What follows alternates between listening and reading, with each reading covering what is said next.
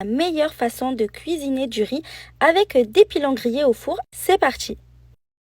Dans une poêle à fond épais, je commence par ajouter un généreux filet d'huile d'olive.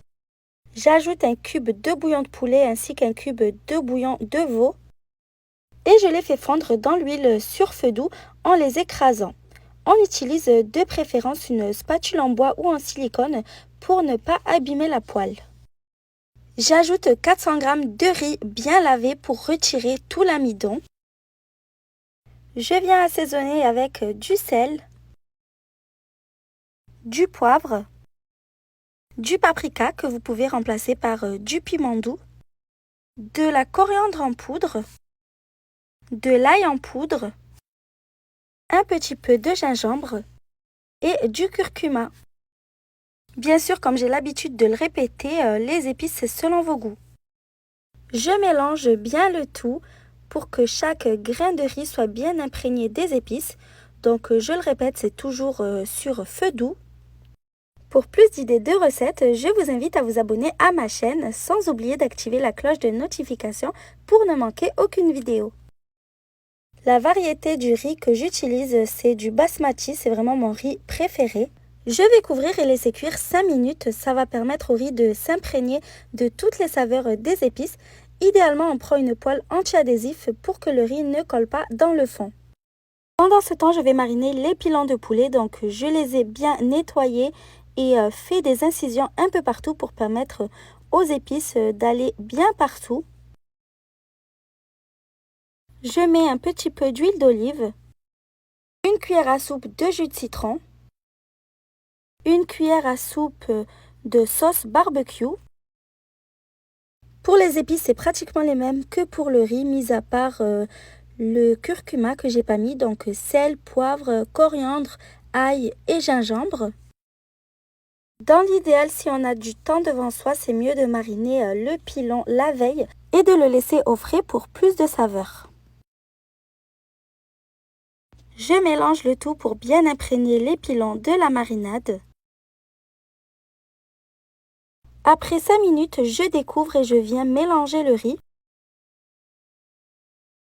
J'ajoute environ 600 ml d'eau bouillante. Il faut que l'eau soit à hauteur du riz, il ne faut pas en mettre trop. Il vaut mieux en mettre un peu et venir en ajouter au besoin. Ça évitera d'avoir un riz collant. Donc je couvre et je laisse cuire une dizaine de minutes.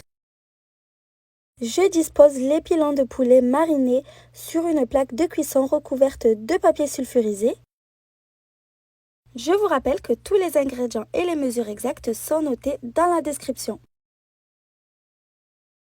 J'ai préchauffé le four à l'avance à 200 degrés et j'enfourne pendant 35 à 40 minutes. Tout dépendra de la grosseur de vos pilons.